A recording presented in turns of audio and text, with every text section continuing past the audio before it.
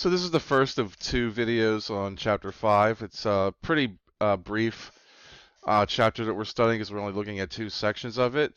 But the two sections do hold information that will be used somewhat in following lessons. Um, and at least the first one gives you some idea about how to do some computations involving finances. Um, so let's get into compound interest, which is 5.1. Now, as we go through this, you're gonna see me deviate from some of the formulas given from time to time.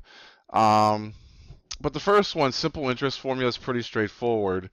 Where the interest, is computed by doing the principal P times the interest rate R. Now, the interest rate usually expressed as a percentage. You have to convert to a decimal. And of course, T is the time. Typically, the time is in years. It's very rare it's different from that. The accumulated amount, which basically means how much you have, with your original investment plus the interest you earned. And again, this is assuming no other deposits are made. That formula is A equals P times the quantity 1 plus R times T. So if you're asked to find the simple interest rate, and that basically means that you're basically applying interest one time per year, basically. So looking at a $1,000 investment made for 3 years at an interest rate of 5% per year, what is the accumulated amount? So they want you to basically define the simple interest and the accumulated amount. So I'm going to be computing both of them. So in this case, I would be 1,000 times 0.05 times 3, which is $150. Now, if I computed that and I needed to know what the accumulated amount was, all I really had to do is add the interest to the original amount, which would be $1,150. But you can see I also used the formula, there, 1,000 times the quantity 1 plus 0.05 times 3, and got the same amount. So it really depends on, if you're asked to find the interest first and then the accumulated amount, you really don't have to use the second formula. A lot of times, though, they tend to ask for the accumulated amount more often than just what the interest is. So we can actually calculate that. And if we want to find the interest that was earned, we could just take the accumulated amount minus the original amount, and that's how much interest you had. So there's different ways to approach it. Now, some differences that you're going to see in the way I present this. This is what your book presents for the compound interest formula for the accumulated amount. They use the formula A equals P times 1 plus I to the n power, where I is R over M, R being the nominal interest rate per year written as a decimal, M is the number of conversion periods per year, and then N is M times T, or again, M is again the number of conversions of periods per year, and T is the term or number of years. So that's the way the book presents it. A lot of other textbooks present it like this. This is the way I'm more accustomed to doing it. This is the way you're going to see me do the calculation. Where A equals P times 1 plus R over N to the NT power. Which really the difference is we don't have a variable that's defined by other variables in there. Each of the variables are in there. And the other difference is that we use the letter N for the number of conversion periods, where they use M. But they actually use the term N in there, but it's usually a combination of, M and T together. So, but the second one's more along the lines of what I'm used to using. So that's what you're going to see me use primarily. And that particular formula is really the main formula you only have to remember here. As we go through this lesson, you're going to see that I'm going to use the formula they give us, but at the same time show you that it's really not needed for some other circumstances they give you. But let's first do an example where we have this. So in this example, you're asked to find the accumulated amount, A, of the principal P is invested at the interest rate of R per year for T years. And so we're going to take the circumstance where P is $180,000, the interest rate is 9%, and T is 6 1/4 years, compounded monthly. So take a moment, calculate what you think this is, and then we will go through the answer.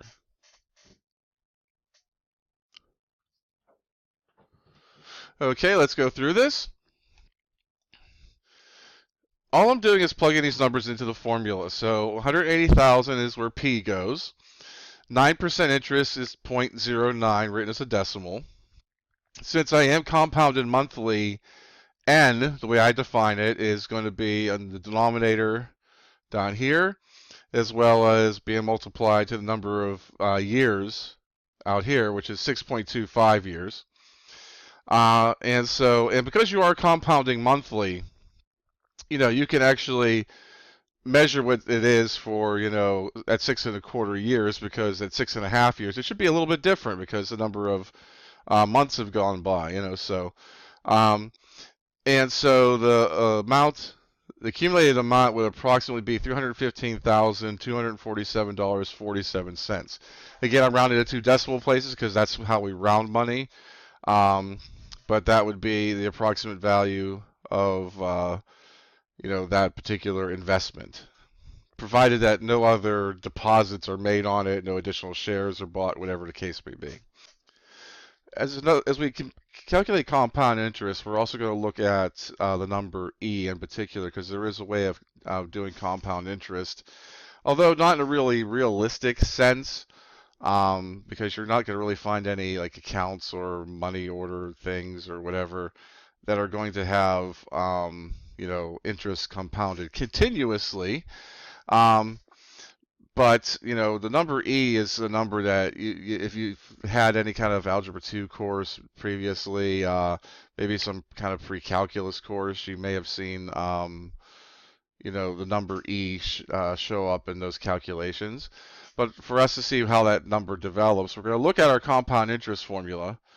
But we're going to let P, R, and T all equal 1. So really the only variables we have involved still are the accumulated amount A and the number of conversion periods N, or basically the number of times you're compounding your growth rate in this case. So let's see what happens when we explore this a bit. And so as N's, when we start letting N be like 1, and if we let N be 1 and plug it into the formula, we end up getting the number 2. So basically, if N's is 2, then basically you've more or less doubled your principal amount. If we let N be 2 times, or represent like basically 2 conversion periods, it ends up being 2.25. So it gets a little higher. If I let N be 4, and I'm using these N's because like semi-annually, quarterly, monthly, these are things that we tend to look at most often, when we compound interest. The number still increases, not quite as much when I went from 2 to 2.25. Here I'm going from 2.25 to 2.44. So I'm still increasing, but not increasing as much as when I went from 2 to 2.25. And if we notice that basically when we go to the next value up from A, even though we're sometimes significantly changing N, the amount that we're changing A by is not getting bigger and bigger as well. I mean, the difference between them starts getting less and less noticeable, because when I do go up to 12 for a monthly, I'm up to 2.613035. So that's not a big difference there. It's a 0.07 difference approximately. When I let N go up to 365, like if I was compounding it daily, I'm up to 2.714, so I'm up by 0.1. So not a big jump. Going from a change of 353 for N values. It's a pretty small jump comparatively. And then if I just make N bigger and bigger, 8,760, which basically means compounded hourly. That's how many hours are in a year. That's how many hours are in a year. I'm up to 2.718127. So you notice that this A is approaching a value. I mean, as I keep getting bigger and bigger, the changeover is getting smaller and smaller. And so this number that actually we approach as we keep letting n get infinitely big is how we define the number e. So e is a number much like pi is a number for us in math. Pi is 3.14159 blah blah blah. E is 2.718 something something something something.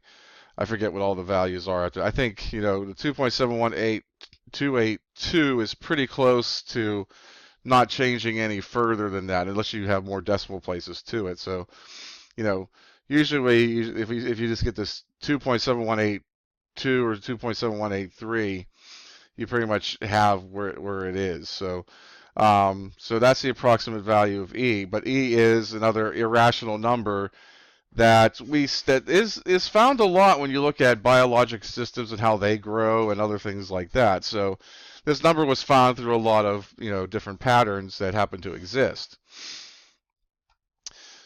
And we use this particular value if we are going to compound the interest continuously. And basically, if we're compounding the interest continuously, what we're really looking at is, we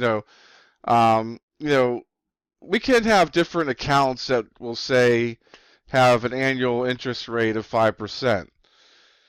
If you compound it quarterly or monthly, there's going to be some differences between how much you have at the end of a certain period of time. If you're compounding it continuously, you're basically looking for the maximum possible amount that you could get from an account that pays like that percentage of interest. So, as you'll never really see any, realistic accounts that compound interest continuously, it is a principle they use because of the fact that we often use it to judge a maximum amount that we could get from a particular interest rate based off of how often it's compounded. So.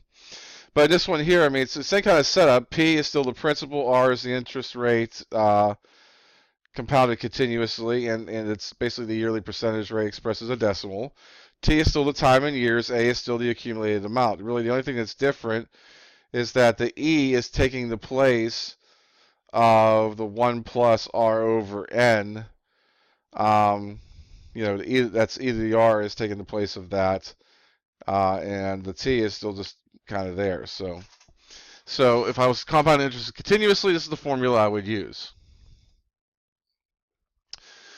Effective rate of interest. So as we've seen, if we take an interest rate and compound it yearly and compound it quarterly, we get a different amount, even though it might be the same percentage rate. And that's because if I'm compounding the interest more than one time per year, when I take that interest rate, and cut it into how many pieces it's going to be, like quarterly will be in 4 pieces, and apply it those 4 times, well, when I apply it the first time, my money is grown.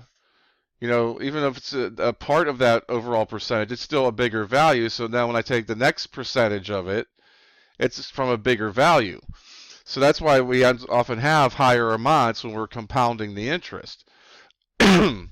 So as a result, compounding it, having an interest rate that's 5% annually and 5% quarterly, you're going to have differences in there. And basically, the effective rate is, what the percentage rate actually is when you take into consideration the compounding. It's basically kind of assuming, like, okay, well, what would the interest rate have been if I just compounded it one time per year and I got the same growth? Now, they give you this formula here involving the M and the R and all that stuff. But let's go through this really quickly to show you, how this would be used. So, as an example, find the effective rate corresponding to the given nominal rate. So basically, it's 8% per year compounded daily. So, according to this, I'm just going to plug it into the formula. The effective interest rate is equal to 1 plus R over M to the M power minus 1. And so when I plug those values in, R is 0.08, M is 365. And when I compute that out, I get about 0.0832775, blah, blah, blah. And, changing the decimal over, rounding off a little bit, it's approximately 8.33% interest. So this 8% interest per year compounded daily has an effective rate of 8.33% applied in that one time per year. One of the things that your book likes to do is throw a lot of formulas at you. And the fact of the matter is, you really do not need another formula to do this. That formula we have for compound interest will satisfy a lot of different conditions in this particular part of the lesson. So let me show an alternate method of doing the same calculation. All I'm going to be doing is I'm going to be using the A equals P times 1 plus R over N to the NT power. So the other thing I'm going to be doing here is I'm just going to say, okay, what happens in a year if I, apply this interest? Now, I don't know what the principal is because they don't really give us a given rate. And it really doesn't matter. If you want to make up your own value for P, that's fine. But you don't really have to because if I'm say I'm doubling something in a year, well, if I have a particular rate that will double, an amount in a certain amount of time, it doesn't matter how much that is to double. If I go from $1 to $2 or $1 million to $2 million, that doubling time will be the same. So if I have an interest rate, compounded how many times it needs to be compounded. And I want to double my money, it takes the same amount of time to go from $1 to $2 as it would to go from 1 million to 2 million because of the doubling. That's where we're looking at the exponential things. So I'm just putting the values in where they go. And when I calculate this out, I get that the accumulated amount is the principal amount times 1.083277572, which is like, the decimal part we've seen in the previous answer. What this means and how I would interpret that is that in 1 year, the accumulated amount is 108.33% of the principal for an 8.33% increase. That 8.33% increase is what the effective rate is. So that's how much we actually grew in that year. So all you really have to do is just apply, the same formula for a year. Don't have to worry about what the principal is. If you want to make up a number, you can make up a number, but then you want to compare it to, get a percentage from the accumulated amount to the principal amount, so you get an idea how much it really grew, and that amount of growth is the effective rate. So the conclusion from this is that the previous formula is really not needed. Again, I'm a big proponent of memorize the formulas you have to, and be able to derive the rest. Same thing with this. I don't need to have an effective rate formula because the effective rate formula is basically just an offshoot of this. The next one is kind of a similar circumstance. And that's why this is called the present value formula, why it's not needed.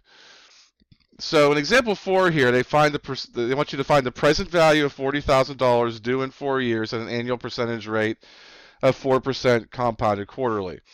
So basically what you're trying to do is figure out how much money you'd have to invest now at this, so that in 4 years at a percentage rate of 4% compounded quarterly, you'll have a total of $40,000. So, so they have this formula here, P equals A plus 1 plus I to the negative N power, where again, I and N are defined as they were in the compound interest formula. I is basically R over M, R being the interest rate, M being the number of conversion periods. N is equal to M times T. So what they would have you do is calculate the principal by plugging in 40,000 times 1 plus 0.04 over 4, all raised to the negative 4 times 4 power. And if you work that out, you get that the principal needed was $34,112.85.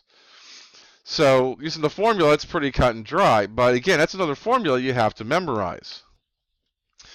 This formula is really not needed because all you're really doing with this formula and all this formula that you're seeing in front of you really is me taking that compound interest formula, and instead of having it solved for A, it's being solved for P. That's really the only difference. So if I take that same compound interest formula and I just put things where they belong. I know that the final amount, the amount I want to have, the accumulated amount is 40,000. I know I'm looking for P. I know that R is 0.04, N is 4, in the way we're defining it here. N being the number of conversion periods, and T being the number of years. When I take that 1 plus 0.04 over 4 to the 4 times 4 power, I get about 1.17257865, and I would use my calculator's memory features to help me with this, typically. Because actually your calculator does store more decimal places than it even shows you on the screen. And if I divide both sides by that 1.17, so forth and so on, it ends up being $34,112.85. So there really is no particular reason to memorize another formula. If you have the formula for compound interest, compounded, other than continuously, which is a slightly different formula, memorized, you don't need the present value formula. You don't need the effective rate formula. All you have to make sure to do is know how to use this one formula in those three circumstances, either looking for an accumulated amount, looking for the present value, or looking for the effective rate. Each one has its own slightly different setup. If you know how to set this same formula up in those three circumstances to find what it is you're looking for, you're good. You don't really have to have two more formulas to memorize. So, as I said before, the present value formula is simply the compound interest formula solved for P instead of A. It's really the only difference.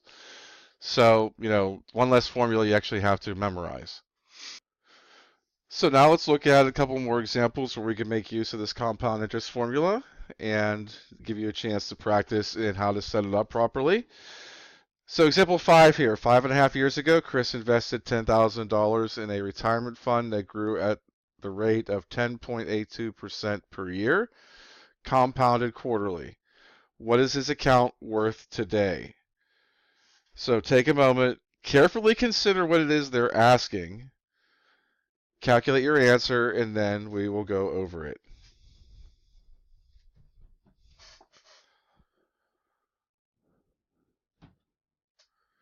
So a big issue students have with this particular example is when it says, what is his account worth today, they make it sound like that it's basically, a present value circumstance. And it really isn't, because when the money was originally invested, it was 5.5 years ago. So, this isn't a present value formula. This is actually an accumulated amount, because we're looking to say, okay, we knew what he invested 5.5 years ago. We want to know what it's worth today, or what has been accumulated up to today. So when I use the formula, I'm just looking for the accumulated amount. So when I use the formula, I know what P is. That's the $10,000. I know that R is going to be 0.1082. I know that the N's are both 4 because it's compounded quarterly. And I know the time is 5.5 or 5.5 years. So I plug those values in. And when I calculate it out, it ends up being $17,989.33. So be careful. Make sure you read into the question carefully, because sometimes students will misconstrue the answer, because they'll just see, what is the account worth today? They think, oh, present value. Not if the problem started actually in the past. So kind of be careful about that. For this next one, having received a large inheritance, Jing Mei's parents, I think I'm saying that right, wish to establish a trust fund for her college education. If 7 years from now they need an estimated $70,000, how much should they set aside in trust now if they invest the money at 10.5% compounded quarterly? So that's the first question. And then basically the same instance compounded continuously. So they will ask the continuously compounded questions from time to time, even though you're really not going to find that existing in the real world, but just to make sure you know how to go about doing it. So I'm going to pose these as two separate questions. So take your time on each and how you would compute it and get your answer, and then we will go over both.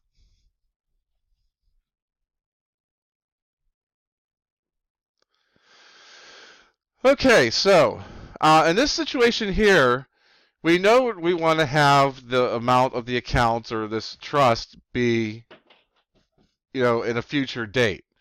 We are given the accumulated amount. We're looking for the present value or the principal. We're looking for how much we have to invest to have that become $70,000 under these conditions 7 years from now. So we're going to look at the first one. The first is we're compounding things quarterly. So I'm going to be using this formula. A equals P times 1 plus R over N to the NT power. The basic compound interest formula we've used in a lot of problems by now. So, but I'm going to be solving for P. I know what the accumulated amount is. That's the 70,000. The R value is 0.105. N is 4. And T is 7. So if I work that out, I get that all that stuff attached to P is 2.065802333. I wrote all the decimal places that my calculator had. But again, I would use my calculator's memory features, the previous answer button, that sort of thing, to carry through the calculation and keep as many of the decimal places as I can get. So it takes 70,000 divided by that 2.065, so forth and so on. And I would get that the principal amount of money needed to be invested under those conditions is $33,885.14. Now, for the case of compounding continuously, now notice we did not have a particular formula for present value for circumstances where we had, continuously compounded interest. And they do ask questions regarding it. So they basically are also more or less showing you that, well, this formula for, present value doesn't work if you're compounding continuously, but they'll ask you questions about it. And if you try to use their formula, it's just not going to work. However, if you use the premise we work under, and knowing that, well, the accumulated amount formula is what we need to use, and just find the principal, the P. So I'm going to be using the P e to the RT. And I'm going to let 70,000 be A. Of course, R is 0.105 and T is 7. So I end up with 70,000 equaling P times E to the 0.735. E is a number. It's an irrational number, but it is a constant. So this E raised to the 0.735 power is just a constant multiplied to the P. So if I want to solve for this, I'm just going to divide both sides by E to the 0.735. And if I work that out, I get $33,565.38. So basically, if I find a 10.5% interest, or the Jingmei's parents do, because, I don't have an extra $33,000 hanging around, in order to get up to $70,000, that would be the minimum I would need to do that, depending on what kind of interest rate and compounded quarterly would be needed, so, how it would be compounded at a given interest rate would be needed. Obviously, the the $33,885.14 is a little bit more reasonable because there are institutions that do compound interest quarterly for given accounts and things like that. So that's all there is for this particular lesson. If you have any further questions, please make sure to ask about them in class. Until next time, have a good day, everybody.